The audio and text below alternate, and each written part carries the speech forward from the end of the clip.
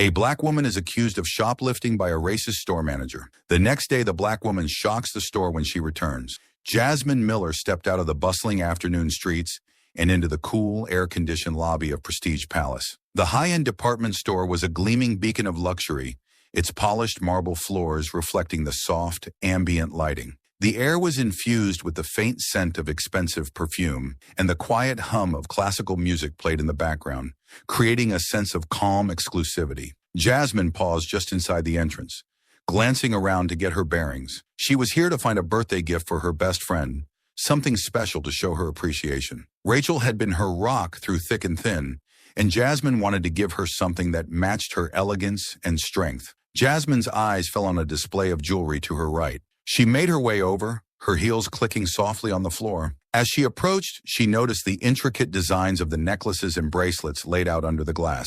Each piece seemed to sparkle with a life of its own, capturing the light and bending it into a spectrum of colors. As Jasmine moved from one glass case to another, a woman behind the counter glanced up from the register. Amanda Sterling, the store manager, had been watching the floor with her usual hawk-like vigilance. She noticed Jasmine immediately, her gaze sharpening. Amanda was a tall woman in her early 40s. She prided herself on maintaining the store's reputation for exclusivity, often taking it upon herself to personally monitor the clientele. Amanda's eyes followed Jasmine as she browsed. There was nothing outwardly unusual about the customer, yet something about Jasmine didn't sit right with Amanda. She couldn't quite place it, but a feeling in her gut told her to be cautious. Years of experience had taught Amanda to trust her instincts. She signaled David Lopez, the security guard standing near the entrance, with a slight nod of her head. David, who had been watching the flow of customers without much interest, straightened at Amanda's cue. He was in his late 20s, with dark hair and a solid build, wearing the standard-issue black uniform of the store's security team. He didn't question Amanda's signals. He had learned long ago that it was easier to follow orders than to question them. "Keep an eye on her," Amanda said quietly, nodding towards Jasmine. "I have a feeling about this one." David hesitated. "Her? She looks like she's just shopping." Amanda's eyes narrowed slightly. "That's what they all look like before they try something.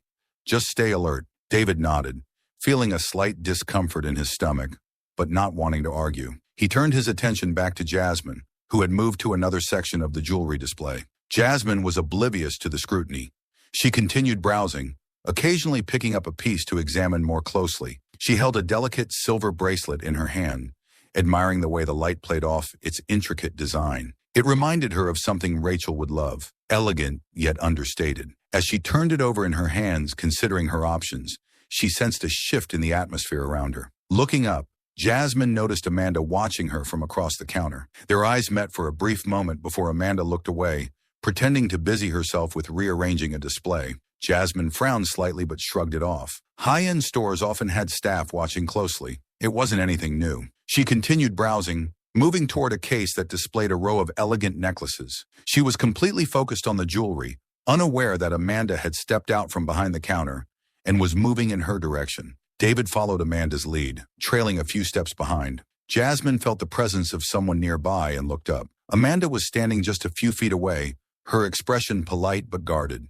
Jasmine offered a small smile. "Good afternoon," Jasmine said, trying to break the sudden tension she felt in the air. Amanda returned the smile, though it didn't quite reach her eyes. "Good afternoon. May I help you find something?" Jasmine shook her head. "I'm just looking for now, thank you. I'm trying to find a gift for a friend." Amanda's smile tightened. "Of course. Let me know if you need any assistance." She lingered for a moment longer than necessary before turning away, her eyes flicking toward David, who was watching from a distance. Jasmine watched Amanda walk away, a slight sense of unease creeping into her thoughts. She couldn't shake the feeling that something was off, but she brushed it aside, focusing again on her task. She reached out to pick up a necklace, holding it up to the light to see how it caught the shine. As Jasmine admired the necklace, Amanda walked back to the counter, her movements purposeful. She watched Jasmine closely, her suspicion growing. To her, Jasmine's calm demeanor seemed like a front, a practiced act that masked an ulterior motive. She didn't know exactly what it was about Jasmine that made her uneasy,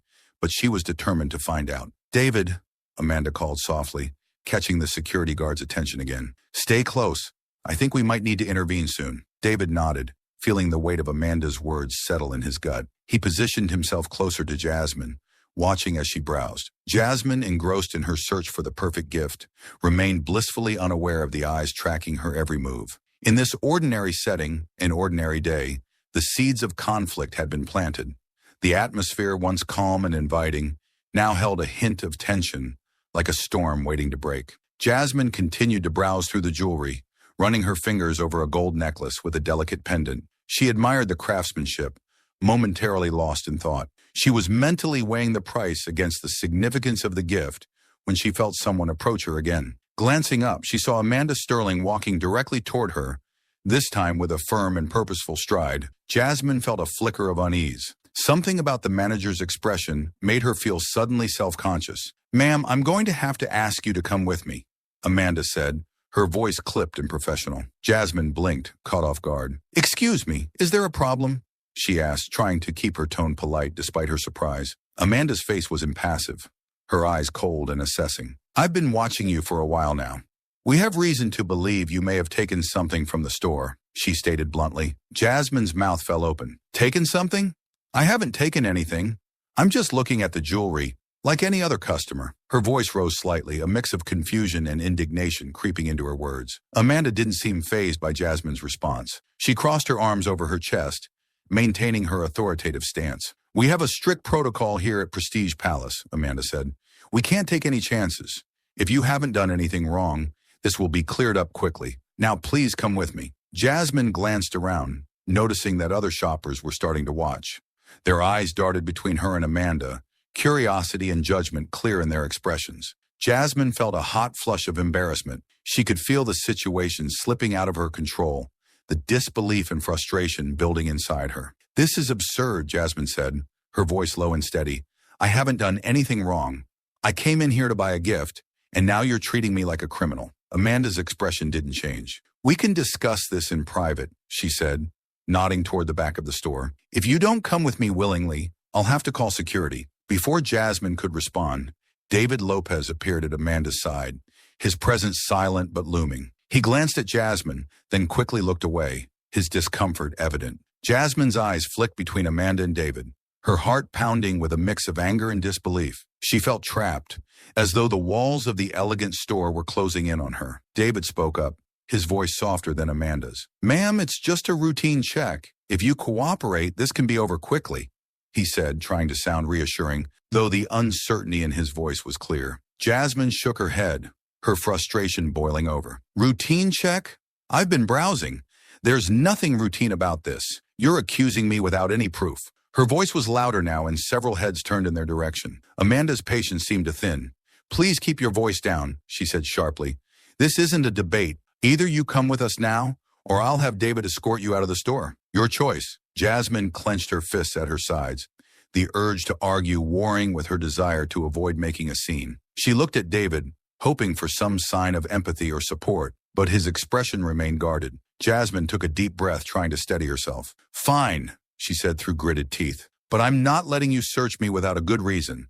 And I want a witness here. This is wrong, and I won't just stand by and let you treat me like this." Amanda nodded curtly. "That can be arranged," she said, turning to lead the way toward the back of the store. David motioned for Jasmine to follow, his eyes still averted. Jasmine felt the eyes of other customers on her as she walked, the whispers that followed her making her skin crawl. As they made their way to a small office at the back of the store, Jasmine's mind raced. She had done nothing wrong, but the way Amanda had confronted her, the certainty in her accusations, left her feeling exposed and vulnerable. This was more than just a misunderstanding. It felt like an attack on her very character, an assumption about who she was based solely on appearance. Inside the office, Amanda gestured for Jasmine to sit. The room was small, with a desk, a couple of chairs, and a locked cabinet along one wall. David stood by the door, his stance awkward, as if he wasn't sure where to place himself. "Now," Amanda said, leaning against the desk, "I need you to empty your pockets and open your bag. This will go faster if you cooperate." Jasmine hesitated, her mind flashing through her options.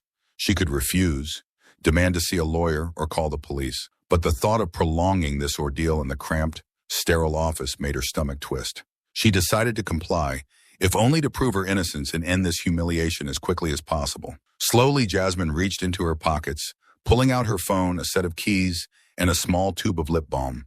She set them on the desk with deliberate movements. Then she opened her handbag, showing Amanda its contents: a wallet, a notebook, a pen, and a pair of sunglasses. Amanda peered into the bag, her expression still unreadable. Jasmine felt a spark of anger flare up as she watched Amanda scrutinize her personal belongings as if searching for evidence of a crime. Finally, Amanda straightened, clearly finding nothing of interest. "See?" Jasmine said, her voice shaking slightly. "There's nothing. I told you I didn't take anything." Amanda's face softened just a fraction, but her tone remained businesslike. "You may not have taken anything yet, but we still have our procedures. I'll be watching you closely if you decide to continue shopping." Jasmine's mouth tightened. "I'm not buying anything from this store now," she said. "I came in here for a gift, not to be treated like a thief." Amanda raised an eyebrow. "That's your choice, of course, but you need to understand we take these matters seriously. Our customers expect the highest level of security and service." Jasmine stood, gathering her things and putting them back into her pockets and bag. She looked at David, who had been silent throughout the ordeal. He finally met her eyes, and she thought she saw a flicker of something. Sympathy, maybe, or regret, but it was gone as quickly as it came. "This isn't about security," Jasmine said quietly, looking back at Amanda. "This is about profiling. You saw me, and you assumed I was here to cause trouble. That's not security. That's prejudice." Amanda's expression hardened. "We don't tolerate accusations of that kind, ma'am. If you feel our actions were unjustified, you are welcome to take it up with our customer service department." Jasmine didn't respond. She turned and walked out of the office, her steps firm and purposeful. David opened the door for her, and she felt his eyes on her back as she left. The whispers in the store had died down, but Jasmine could still feel the weight of the stares, the judgment in every glance that followed her out of Prestige Palace outside. Jasmine paused, breathing in the fresh air, trying to calm her racing heart. The encounter replayed in her mind, each word and action deepening her sense of violation. She pulled out her phone and dialed Rachel's number, her hand trembling slightly as she held the phone to her ear. "Rachel," Jasmine said when her friend answered, "I need to talk to you. Something happened, something wrong." She glanced back at the store, its glass facade reflecting the sunlight, giving no hint of the storm that had just erupted within. Jasmine turned away, a resolve forming in her mind. She wouldn't let this go, not this time. Jasmine's heels clicked against the polished marble floor as she walked briskly out of Prestige Palace, her phone still pressed to her ear. The noise of the busy street faded as she moved to a quieter corner near the entrance, trying to steady her breathing. Rachel's voice on the other end of the line was calm, yet Jasmine could hear the concern in her friend's words. "Jasmine, slow down," Rachel said gently. "Tell me exactly what happened. From the beginning." Jasmine closed her eyes, trying to collect her thoughts. She described everything. Amanda's suspicious glances, the abrupt accusation, being led to the back office, and the humiliating search. As she spoke, she could feel the frustration and anger bubbling up again, raw and unfiltered. They treated me like a criminal," Rachel, Jasmine said, her voice breaking slightly. "All because they had a feeling. I was just shopping, minding my own business, and they pulled me aside like I was about to steal something." There was a brief silence on the line before Rachel spoke, her voice firm. "Jasmine, this is unacceptable. You didn't do anything wrong. They had no right to treat you that way. We need to do something about this." Jasmine sighed, leaning against the glass exterior of the store. "What can we do? I feel so helpless. I mean, it's their word against mine. They'll just say they were following protocol, that they were doing their job." Rachel's tone was resolute. "We file a complaint, a formal one, and if that doesn't get a response, we take it further. We can file a lawsuit for racial profiling. They can't just get away with this. It's not right, and it's not legal." Jasmine's mind raced. A lawsuit? It sounded daunting, almost impossible. But the more she thought about what had happened, the more she felt a spark of resolve. She wasn't just angry. She was tired of being seen a certain way, treated a certain way, simply because of how she looked. This wasn't just about her. It was about everyone who had ever faced the same silent judgment. "You think we can win?" Jasmine asked, her voice barely above a whisper. "I know we can," Rachel replied confidently. "You're not alone in this, Jasmine. I'm with you, and I'm sure we can find others who've had similar experiences. This isn't just about one incident. It's about challenging a pattern of behavior, a mindset that needs to change." Jasmine felt a sense of relief and gratitude wash over her. Rachel's unwavering support was a comfort in the midst of the chaos she felt. "Thank you, Rachel. I don't know what I'd do without you." Rachel's voice softened. "You don't have to do anything alone. I'll come by tonight, and we'll go over everything. Just hang in there, okay?" We'll get through this. After ending the call, Jasmine took a few moments to compose herself. She glanced back at the store, its grand entrance now feeling more like a barrier. She pushed off the glass wall and walked to her car, her steps more purposeful, her mind clearer. She was going to fight this, and she wasn't going to back down. Later that evening, Jasmine sat on her living room sofa, a cup of tea in her hands, waiting for Rachel. The apartment was quiet, save for the ticking of the wall clock. Jasmine's thoughts drifted back to the day's events, replaying each moment, each word exchanged with Amanda. The indignation she felt had only grown stronger. A knock on the door pulled Jasmine from her thoughts. She got up, opening it to find Rachel standing there, a determined look on her face. Rachel was carrying a briefcase, her expression professional, but with a hint of the personal concern she felt for her friend. "Hey," Rachel said, stepping inside and giving Jasmine a quick hug. "How are you holding up?" Jasmine shrugged, closing the door behind her. "Better now that you're here. I'm still angry, though. I can't believe they did that." Rachel nodded. "I get it. This is personal, but that's exactly why we need to approach it strategically. I brought some materials we can use to start drafting a complaint. We'll document everything." They moved to the dining table where Rachel pulled out a notebook and a laptop.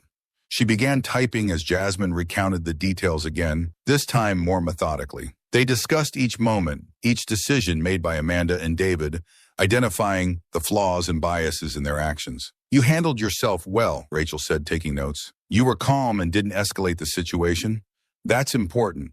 It shows that you were cooperative, and their actions were unjustified." Jasmine scoffed. "I didn't feel calm. I felt humiliated, like everyone was staring at me, judging me. And then Amanda, she was so sure, so certain that I was up to something. It's like she could not see me as a real person, just some stereotype she's supposed to watch out for." Rachel looked up from her notes, her eyes serious. "That's exactly why this lawsuit matters, Jasmine. It's about more than just this one incident. It's about challenging that automatic suspicion, that racial profiling. We need to make them see the damage it does, how it strips away dignity and respect." Jasmine nodded, her resolve hardening. "Let's do it. Whatever it takes. I don't want this to happen to anyone else, and I want them to know that what they did was wrong." Rachel smiled. "That's the spirit. We'll start with a formal complaint, and I'll contact some colleagues who might be able to help with the legal side of things. And I'm going to reach out to some advocacy groups, see if we can get some support. The more voices we have, the stronger our case." They spent the next few hours drafting the complaint, outlining the events, and detailing the emotional impact it had on Jasmine. By the time they finished, Jasmine felt a mixture of exhaustion and determination. It was a start, a step toward reclaiming her dignity and standing up for her rights. As Rachel packed up her things, she paused, looking at Jasmine. "You did great today, Jasmine. This isn't easy, but you're handling it with so much strength. Remember, you're not alone in this." Jasmine smiled, feeling a warmth of gratitude. "Thanks, Rachel, for everything. I couldn't do this without you." Rachel hugged her friend again. "We're in this together. We're going to make them listen, make them see, and we're going to win." Jasmine walked Rachel to the door, watching as she left. Closing the door behind her, Jasmine leaned against it for a moment, feeling the weight of the day lift just a little. She wasn't alone. She had Rachel, and she had a plan. She was going to fight back, and she was going to make a difference. Jasmine walked to the window, looking out at the city lights, her reflection faint against the glass. She had been humiliated today, but she wouldn't let that define her. Tomorrow, she would continue the fight, stronger and more determined. She wasn't just standing up for herself. She was standing up for everyone who had ever been judged unfairly. And with that thought, Jasmine felt a sense of calm wash over her, and she turned away from the window, ready to face whatever came next. Jasmine sat at her kitchen table the next morning, the sunlight streaming through the window, casting a warm glow on the cup of coffee in front of her. She stared at the steam rising from the mug, her mind still lingering on yesterday's events. Her phone buzzed on the table, pulling her from her thoughts. It was a text from Rachel. "Call me when you're ready. We'll get started on the next steps." Jasmine took a deep breath, feeling a sense of resolve settle in. She picked up the phone and dialed Rachel's number. It rang only once before Rachel answered. "Hey, Jasmine," Rachel said, her voice bright. "How are you feeling today?" Jasmine sighed. "Still a bit shaken, but I'm okay. I can't stop thinking about what happened. The way they looked at me like I was automatically guilty. I want to do something, Rachel. I don't want anyone else to go through what I did." Rachel's tone was reassuring. "And we will. I've already started drafting the formal complaint. We'll file it with the store's corporate office first, Then we can take it to the next level if they don't respond appropriately. This isn't going to be just about a complaint, Jasmine. We're going to push for policy changes. They need to know this isn't acceptable. Jasmine felt a small sense of relief hearing Rachel's confidence. What should I do? She asked. I want to help. I want to be part of this, not just a victim. Good, Rachel replied. I've been thinking about that. I want you to write a personal statement. Describe everything that happened, how it made you feel, and why you believe it was racially motivated. Be honest, even about the emotions. We'll use it as part of our documentation. Your voice is powerful, Jasmine. It's your experience that will make people listen. Jasmine nodded even though Rachel couldn't see her. I can do that. I'll start today. Should I also reach out to anyone else? Like maybe people I know who shop there to see if they've had similar experiences? Rachel paused for a moment. Yes, that's a good idea. If we can gather more testimonies, it strengthens our case. I'll also reach out to some civil rights organizations. If we get them involved, it adds more weight. This isn't just a personal issue, it's a societal one. Okay, Jasmine said, feeling more focused. I'll write my statement and start asking around. And Rachel, thank you for being there, for helping me with this. You don't have to thank me, Rachel said softly. You're my best friend, Jasmine. This is what friends do. Besides, this is important, not just for you, but for everyone who's ever been judged unfairly. We're making a stand together. They ended the call, and Jasmine felt a surge of determination. She grabbed her laptop from the living room and brought it to the kitchen table. She opened a blank document and stared at the screen for a moment, gathering her thoughts. Then she began to type. Personal statement of Jasmine Miller. Yesterday, I walked into Prestige Palace to buy a birthday gift for my best friend. I had every intention of finding something special, something that would show how much I appreciate her. Instead, I was accused of shoplifting. The store manager, Amanda Sterling, said she had been watching me and felt that I was acting suspiciously. She demanded that I come with her, then had a security guard search my belongings in a small office in the back of the store. At that moment, I felt humiliated. I felt small. I felt like my dignity was being stripped away, right in front of other customers who watched and whispered. I kept thinking, why me? What did I do to deserve this? I realized that it wasn't about what I did. It was about who I am and what I look like. I realized they saw my skin color and assumed I didn't belong. I wasn't seen as Jasmine Miller, a marketing consultant, a friend, a daughter. I was seen as a threat. This experience was not just hurtful, it was terrifying. It was a reminder of how easily my humanity could be disregarded based on nothing more than an assumption. I felt powerless, but I refused to let this moment define me as a victim. Instead, I'm choosing to speak up. I'm choosing to fight back. Because this isn't just about me. It's about challenging a mindset that says people can be judged and humiliated based on their appearance. I want Prestige Palace to understand the impact of their actions. I want them to know that what they did was wrong.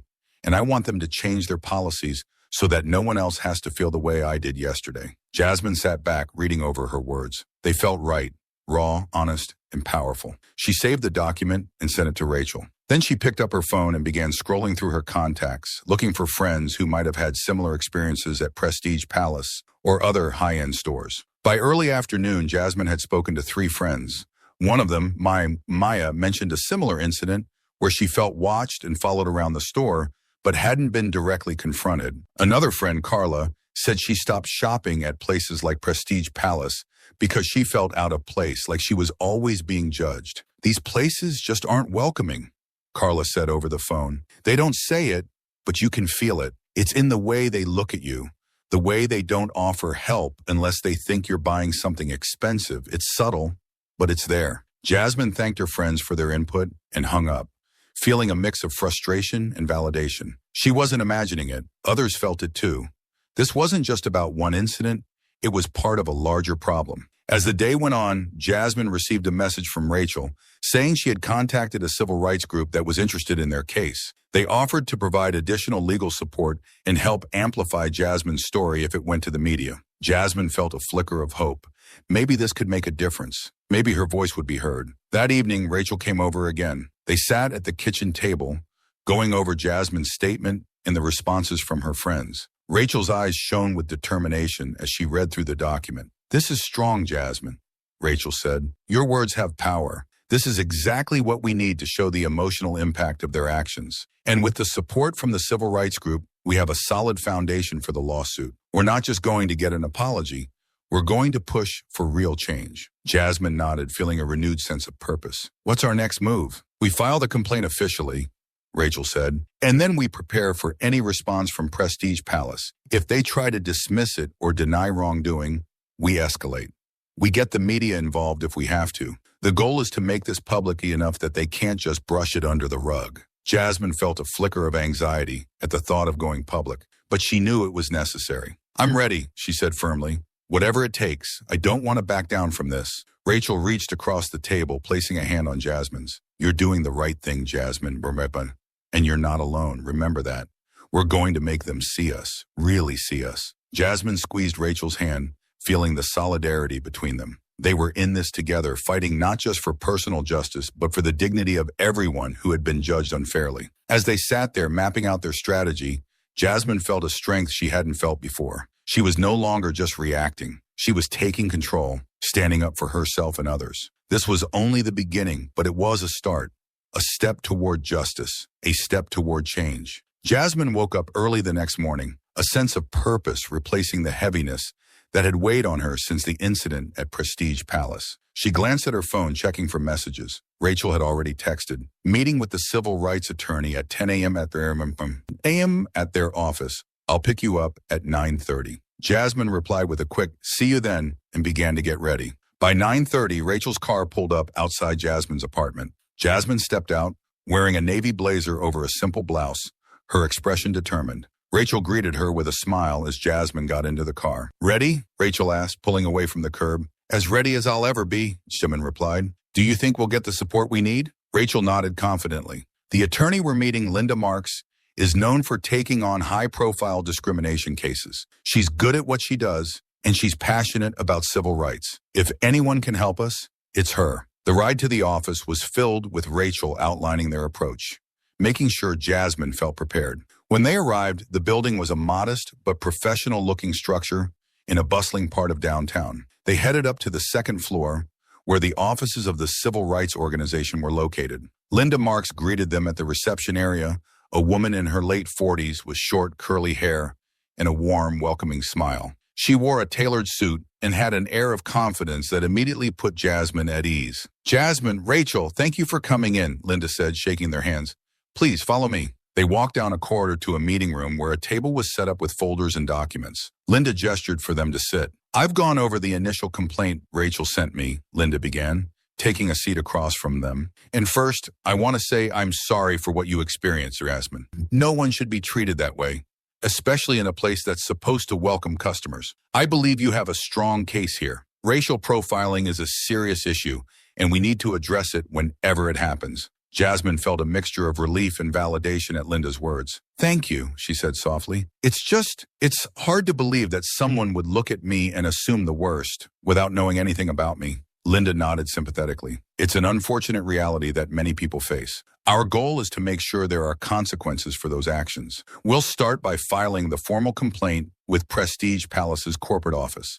I'll help draft the legal documents, and we'll send them out today. We're asking for an apology, policy changes, and sensitivity training for their staff. Rachel spoke up, her tone firm. And if they refuse or try to brush it off, Linda smiled slightly, a hint of determination in her eyes. If they refuse, we escalate. We file a lawsuit for racial discrimination and profiling. We get the media involved. Companies like Prestige Palace care about their public image. The threat of negative press often pushes them to take action. I've already contacted a few journalists who cover civil rights and social justice issues. They're interested in your story, Jasmine. If Prestige Palace doesn't respond appropriately, we'll make sure your story is heard. Jasmine felt a mix of anxiety and resolve. The thought of going public was daunting, but she knew it was necessary. I'm ready, Jasmine said. Whatever it takes, I want to make sure this doesn't happen to anyone else. Linda nodded approvingly. Good, we'll work together on this. I'll keep you both updated on any responses we get from the corporate office. In the meantime, if you think of anything else that might be relevant, let me know. Every detail helps build our case. They spent the next hour reviewing the formal complaint, outlining the specific demands they were making. Jasmine's personal statement was included, along with testimonies from her friends who had experienced similar treatment. By the time they left Linda's office, Jasmine felt a sense of empowerment. They were making progress. They were fighting back. The following week was a whirlwind of activity, Rachel and Jasmine met with Linda several times, refining their approach and preparing for potential responses from Prestige Palace. Meanwhile, Linda contacted the media, providing background information about the case without revealing Jasmine's identity just yet. One afternoon, Rachel called Jasmine with news. "A reporter from the Daily Times wants to do an interview," Rachel said excitedly. "They've been covering stories on racial discrimination and profiling. They think your case could be a significant piece. How do you feel about going public?" Jasmine hesitated. "It's scary," she admitted, "but if it helps bring attention to this issue, I'm willing to do it. I want people to know what happened. I want them to see that it's not just an isolated incident." Rachel's voice was filled with encouragement. "You're brave, Jasmine. You're turning something awful into a chance to make a difference. We'll prepare together. Linda can join us for the interview. You won't be alone." 2 days later, Jasmine found herself sitting in a cafe, waiting for the reporter from the Daily Times. Rachel and Linda sat beside her, providing moral support. Jasmine took a deep breath, feeling the weight of the moment. She had agreed to use her real name, knowing the impact would be greater if she stood behind her story. The reporter, a young woman named Emily Torres, arrived with a notebook and a recorder. She introduced herself and expressed her sympathy for Jasmine's experience before starting the interview. "Jasmine, can you tell me what happened that day at Prestige Palace?" Emily asked gently, turning on the recorder. Jasmine took a deep breath and began recounting the events. She spoke about Amanda's suspicious glances, the accusation, the search, and the humiliation she felt. She described the sense of violation, of being judged solely by her appearance. Emily listened intently, jotting down notes. "How did that experience affect you?" she asked. "It made me feel small," Jasmine said, her voice steady, "like my dignity didn't matter, like who I am as a person didn't matter. All they saw was a stereotype, and I realized this isn't just about me. This is a broader issue. Racial profiling is something that affects so many people, and it needs to stop. We need to challenge these assumptions and hold people accountable for their actions." Linda added, "We're pushing for policy changes at Prestige Palace. We want them to implement sensitivity training and establish clear guidelines to prevent racial profiling. This isn't just about one lawsuit. It's about creating lasting change." Emily nodded, clearly moved by Jasmine's story. "Thank you for sharing this, Jasmine. Your courage is inspiring. I think your story will resonate with many readers. We'll make sure to present it with the sensitivity and seriousness it deserves." After the interview, Jasmine felt a mixture of relief and anticipation. She had spoken her truth, shared her experience with the world. Now it was up to the public to respond. As she left the cafe with Rachel and Linda, Jasmine knew that whatever happened next, she had taken a stand. She had refused to be silenced, and she had found her voice. A few days later, Jasmine received a call from Linda. "Prestige Palace responded," Linda said, her voice sounding cautious. "They're denying any wrongdoing, claiming it was a standard security check and not racially motivated. But they're offering to meet with us to discuss the issue." Jasmine felt her heart sink slightly. "So they're not admitting fault?" "No," Linda said, "but this is typical. They're testing the waters, seeing how serious we are. The fact that they want to meet means they're concerned about the potential fallout. This is where we show them we're not backing down. We go to the meeting, present our demands, and make it clear that we're prepared to take legal action and go public if they don't address this properly." Jasmine nodded, determination filling her voice. "Let's do it. We're not letting them get away with this. They need to understand the impact of their actions, and they need to make real changes." As Jasmine hung up the phone, she felt a sense of purpose solidify within her. They were making progress, and the support from the civil rights organization and the media attention was adding weight to their cause. Jasmine knew the fight wasn't over, but she was ready to see it through to the end. She sat down at her kitchen table, glancing at the notes she had taken throughout the process. Each word, each meeting, each step was part of the larger journey toward justice. Jasmine was no longer just reacting to what had happened. She was actively shaping the outcome. And in that moment, she felt stronger than she ever had before. Jasmine sat in her car, parked outside Prestige Palace for the first time since the incident. She hadn't planned to come here today, but something had drawn her back. She needed to see it again, to remind herself why she was fighting. She was about to get out of the car when her phone rang. It was a number she didn't recognize. Jasmine hesitated for a moment, then answered. "Hello?" There was a brief pause, then a familiar voice spoke. "Jasmine, this is David Lopez. I'm the security guard from Prestige Palace." Jasmine felt her breath catch. She hadn't expected to hear from him. "David, why are you calling me?" I know this is out of the blue," David said, his voice nervous. "I got your number from a colleague. I wanted to talk to you. Can we meet? I feel like I owe you an apology. Jasmine was silent for a moment, trying to process his words. An apology? After everything that had happened, she didn't know how to respond. Please, David continued, I just want a chance to explain. I feel terrible about what happened. I didn't want to do it, but I need you to understand. Jasmine's initial anger softened slightly. She could hear the sincerity in David's voice, a hint of desperation. She knew what it was like to carry the weight of something wrong, something that didn't sit right. Maybe it was worth hearing him out. Okay, Jasmine said finally. I'm actually outside Prestige Palace right now. Can you meet me here? Yes, I'm on my lunch break, David replied quickly. I'll be right out. Jasmine ended the call, still feeling uncertain. She stepped out of her car and leaned against it, watching the entrance of the store. A few minutes later, David emerged, looking around until he spotted her. He walked over, his steps hesitant. David was in his late 20s, with dark hair cropped short and a look of worry etched on his face. He wore his security uniform, the black and white colors standing out against the bright background of the street. Jasmine, David said as he approached, thank you for agreeing to meet.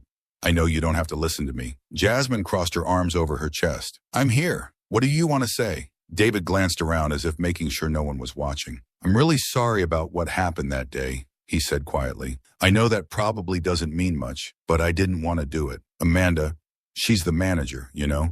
She gave me a direct order, and I was afraid of losing my job if I didn't follow through. Jasmine's expression remained guarded. So you just did it anyway, even though you knew it was wrong? David looked down at his feet. Yes, he admitted.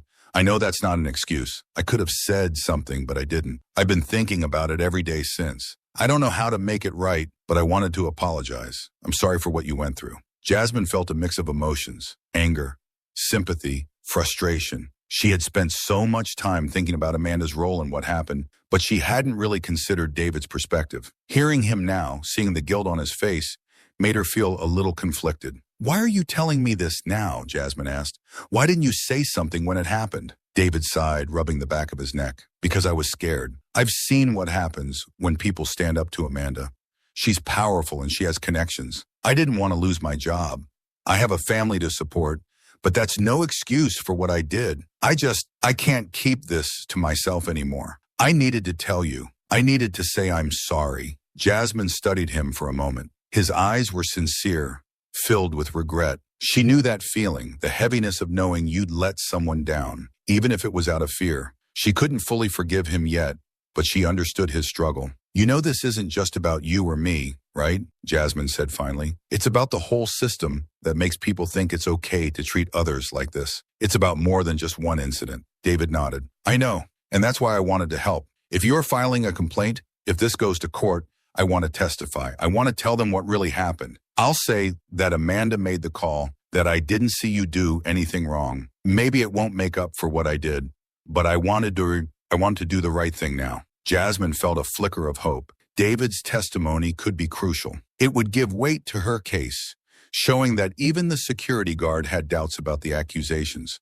But more than that, it showed her that change was possible, even in small ways. All right, Jasmine said. If you're willing to testify, it could make a big difference. I'll let my lawyer know. We're having a meeting with Prestige Palace soon. If it comes to it, we might need you. David looked relieved. Thank you, Jasmine. I know I messed up, but I want to make it right. I'll do whatever I can to help. Jasmine nodded. Okay, I appreciate that. But remember, this is bigger than just an apology. We're trying to change things, so this doesn't keep happening. Be ready for that. David gave a small, determined nod. I will. I'm ready. As David turned to go back inside, Jasmine watched him for a moment, feeling a strange mix of emotions. She was still angry about what had happened, but seeing David's remorse and willingness to stand up gave her a sense of validation. She wasn't alone in recognizing the wrongness of what had happened.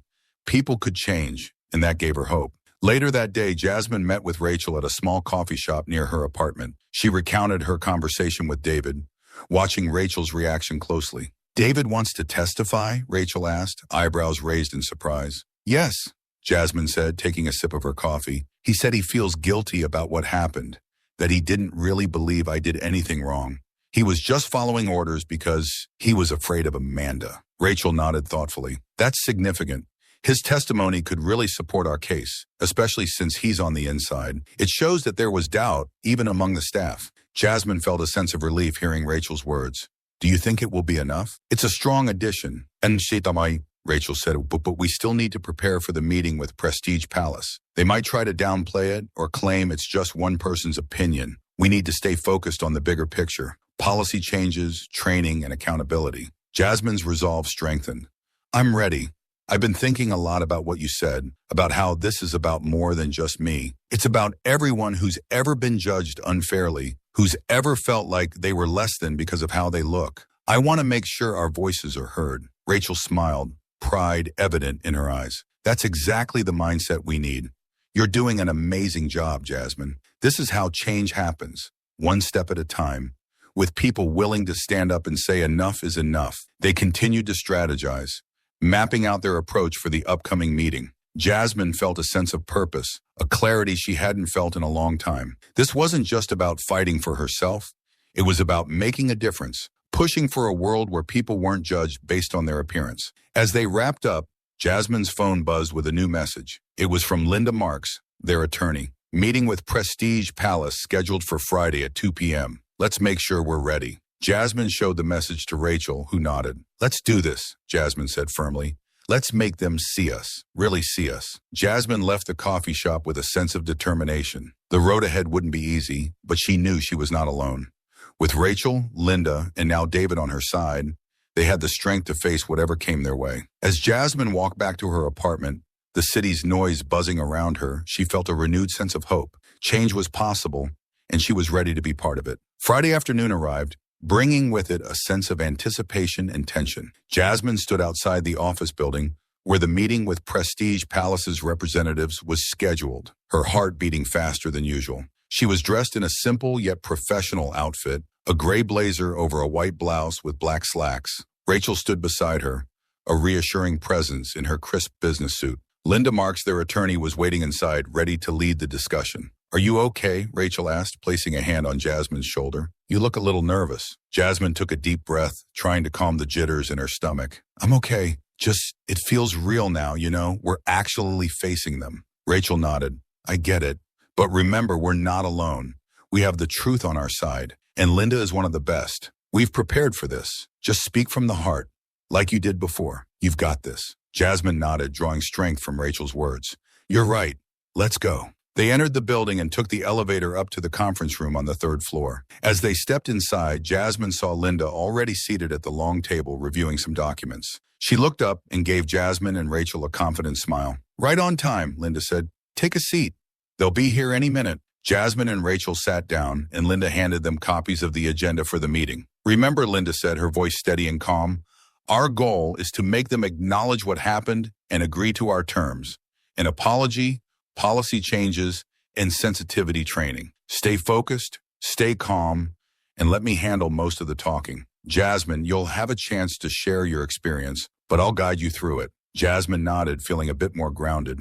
She glanced around the room, noticing the clean, professional decor, neutral walls, a few abstract paintings, and a large window overlooking the city. It was a far cry from the back office where she had been detained at Prestige Palace, but the tension in the air was similar. A moment later, the door opened, and 3 people entered. Jasmine recognized Amanda Sterling immediately. She was dressed in a sleek black suit, her expression guarded. With her were 2 men in suits.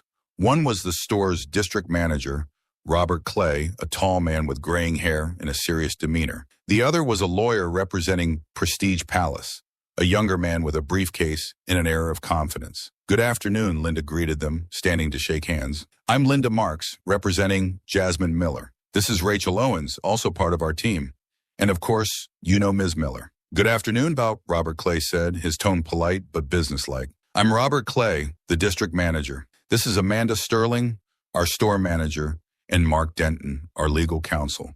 Let's get started, shall we? They all took their seats, facing each other across the table. The atmosphere was thick with formality, each side measuring the other. Linda began, her voice steady. We're here to discuss the incident that took place on August 26th at Prestige Palace, involving my client, Jasmine Miller. As you know, Ms. Miller was accused of shoplifting without evidence, detained, and searched, which caused her significant emotional distress. We believe this action was motivated by racial profiling, and we are seeking an apology, policy changes, and sensitivity to training for all staff to prevent such incidents from occurring in the future. Mark Denton, the store's lawyer, leaned forward slightly. Ms. Marks, Prestige Palace maintains that the actions taken by our staff were standard security procedures implemented to ensure the safety and integrity of our store. We do not engage in racial profiling, and any accusation suggesting otherwise is unfounded. Jasmine felt a spark of anger, but kept her expression calm. She knew this was coming.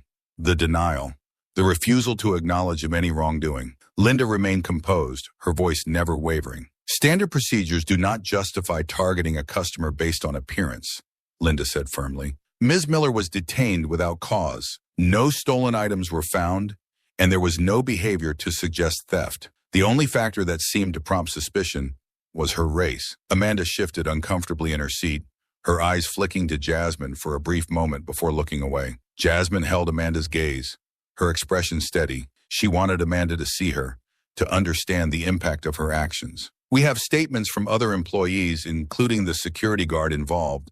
David Lopez, Linda continued. He will testify that he did not see any suspicious behavior from Ms. Miller and that he felt pressured to act on the manager's orders. His testimony will support our claim of racial profiling. Robert Clay interjected, his tone cautious. We understand the seriousness of the allegations, Ms. Marks. We are willing to discuss possible solutions, but we cannot admit to racial profiling when our staff was following security protocols. Jasmine felt her frustration rising. It was clear they were trying to sidestep the issue, offering vague concessions without taking responsibility. She decided it was time to speak up. With all due respect, Jasmine said, her voice firm but calm, this isn't just about procedures. It's about the impact those procedures have when they're based on assumptions about people like me. I was treated like a criminal because of my appearance. That's not just bad customer service. It's discrimination. And it's not something that can be brushed aside. Amanda shifted again, looking more uncomfortable. Jasmine pressed on. I didn't do anything wrong that day.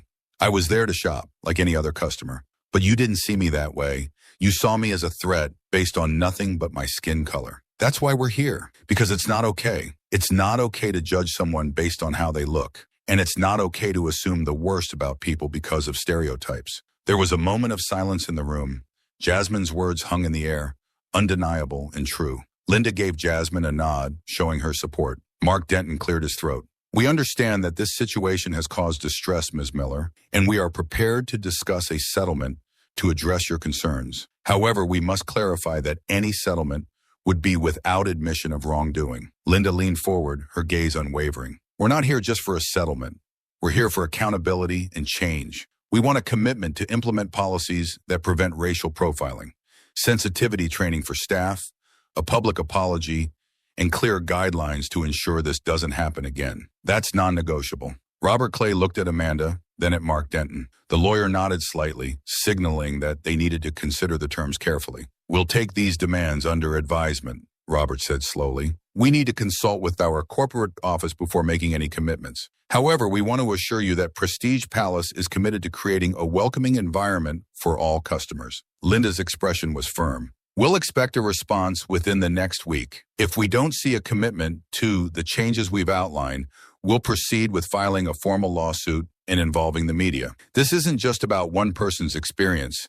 It's about setting a precedent and making sure no one else has to go through this. The meeting ended with a tense silence.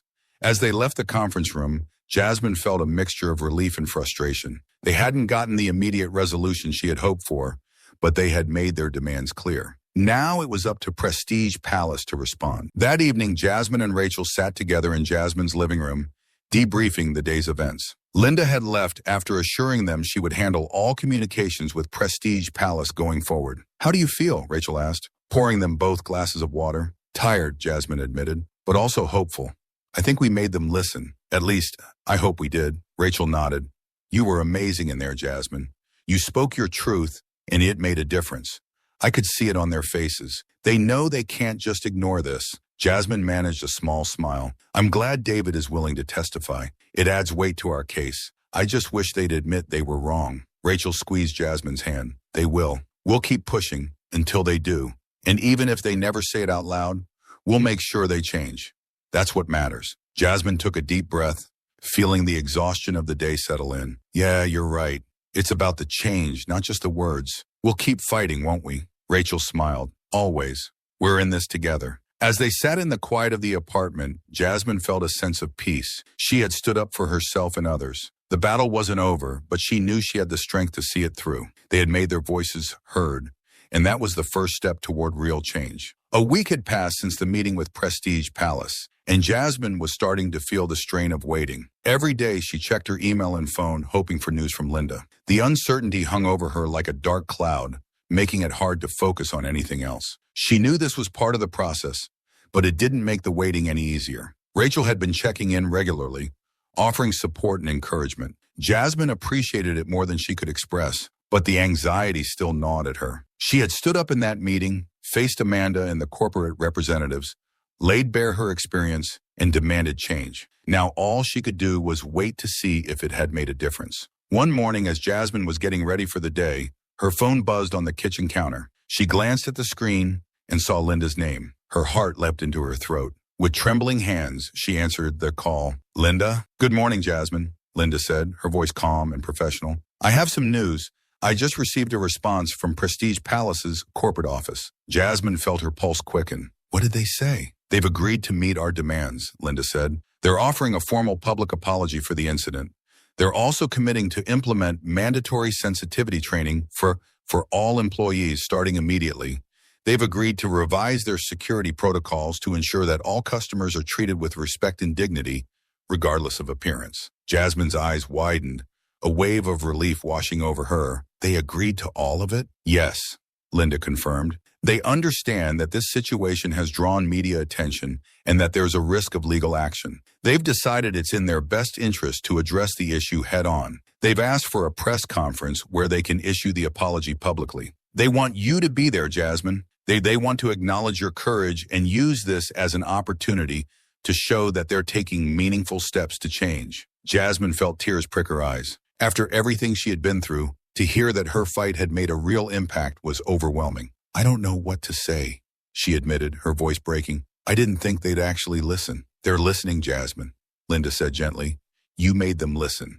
This is a victory, not just for you, but for everyone who's ever been judged or mistreated because of their appearance. You should be proud of yourself. This kind of change doesn't come easily. Jasmine took a deep breath, trying to steady her emotions. When is the press conference? They want to hold it tomorrow afternoon, Linda said. I'll be there with you, along with Rachel. We'll make sure everything goes smoothly. They're preparing a statement, but you'll have the chance to speak if you want to. It's your call. Jasmine nodded, even though Linda couldn't see her. I want to speak. I want to make sure they understand why this matters. Absolutely, Linda said. I'll send you the details. Take some time to prepare. You've got this, Jasmine. I'll see you tomorrow. As Jasmine ended the call, a sense of calm settled over her. This was it, the moment she had been fighting for. She had turned a painful experience into an opportunity for change. Her voice had made a difference. The next afternoon, Jasmine stood outside Prestige Palace, the same store where the incident had occurred. A podium had been set up in front of the entrance, surrounded by reporters, cameras, and a small crowd of onlookers. A banner displayed the store's name above the door, looking almost apologetic in the bright afternoon light. Rachel stood by Jasmine's side, her hand resting on Jasmine's shoulder. You okay? She asked softly. Jasmine nodded, though her heart was racing. Yeah, just nervous. I've never done anything like this before. You'll be great, Rachel assured her. Just speak from the heart, like you always do. This is your moment. Linda approached them, holding a folder with notes. Jasmine, the CEO of Prestige Palace, Michelle Anderson, will start with the company's apology. After that, you'll have the floor. Remember, you don't have to say anything you're not comfortable with. Just be yourself. Jasmine nodded, feeling a wave of gratitude for the support around her. Thank you, both of you. I couldn't have done this without you. Linda gave a reassuring smile. We're in this together. Let's make a difference. A few minutes later, Michelle Anderson stepped up to the podium, a serious expression on her face. The cameras flashed, capturing every moment. Michelle adjusted the microphone and began to speak. Good afternoon, Michelle said. My name is Michelle Anderson, CEO of Prestige Palace. I want to begin by acknowledging the incident that occurred on August 26 involving Jasmine Miller. Ms. Miller was unfairly accused of shoplifting, detained, and searched without any evidence. This was a serious mistake, and it caused Ms. Miller unnecessary distress and humiliation. Michelle paused, letting her words sink in. Prestige Palace takes these matters very seriously. We are committed to creating an environment where all customers are treated with respect and dignity, regardless of their appearance. We recognize that our actions were wrong and that they were influenced by unconscious biases that have no place in our stores. Jasmine listened intently, feeling a mix of emotions. The apology was sincere, but it couldn't erase what had happened. Still, it was a step in the right direction. As part of our commitment to change, Michelle continued, we will be implementing mandatory sensitivity training for all our employees. We will revise our security protocols to prevent incidents like this from occurring in the future. And we will work closely with organizations dedicated to promoting racial equality to ensure that our policies reflect our values. Michelle turned to Jasmine, her expression earnest. Ms. Miller, on behalf of Prestige Palace, I offer my deepest apologies. Your courage in speaking out has prompted us to reflect and make necessary changes. Thank you for helping us become better. There was a murmur of agreement from the crowd. Jasmine felt a lump in her throat as Michelle stepped aside and gestured for her to take the podium. Jasmine took a deep breath, stepped forward, and faced the crowd. The cameras turned toward her, and the silence felt heavy. Thank you, Jasmine began, her voice steady but filled with emotion. Thank you, Ms. Anderson, for your apology and for the commitment to change. I came here that day to buy a gift, to celebrate a friend. Instead, I was treated like a criminal. I was judged not by my actions, but by my appearance. That kind of judgment, that kind of profiling, is wrong. It hurts people.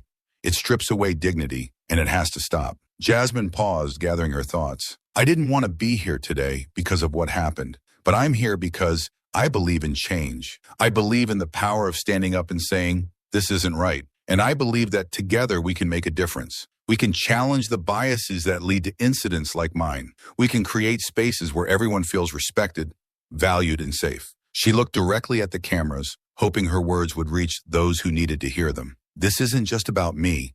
It's about everyone who's ever been judged unfairly, who's ever felt like they don't belong because of how they look. We all deserve better. And today, we're taking a step toward making that happen. Thank you. As Jasmine stepped back, the crowd erupted into applause. Rachel and Linda both smiled at her, their expressions filled with pride. Jasmine felt a sense of relief and accomplishment. She had spoken her truth and it had been heard. Michelle Anderson approached Jasmine and extended her hand. Thank you, Ms. Miller, Michelle said sincerely. Your courage has made us better. We're committed to following through on these changes.